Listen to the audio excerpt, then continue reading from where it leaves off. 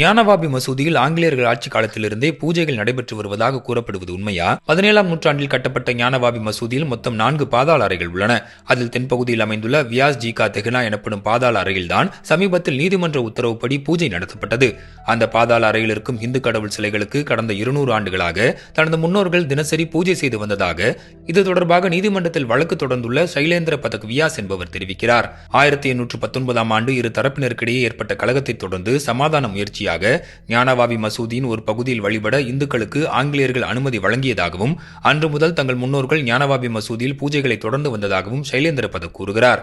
பாபர் மசூதி இடிக்கப்பட்ட போது முன்னெச்சரிக்கை நடவடிக்கையாக வியாஸ் பாதாள அறைக்கு சீல் வைக்கப்பட்டதாகவும் அந்த பாதாள அறை தனது குடும்ப பெயரான வியாஸ் என அழைக்கப்படுவதை வைத்தே உண்மையை புரிந்து கொள்ளலாம் எனவும் அவர் கூறியுள்ளார். ஆனால் இதை முற்றிலும் மறுத்துள்ள ஞானவாபி மசூதி நிர்வாகத்தினர் 1993ஆம் ஆண்டுக்கு முன்னர் அங்கு தினசரி பூஜைகள் நடந்ததற்கான எந்த ஆதாரமும் இல்லை என தெரிவித்துள்ளனர்.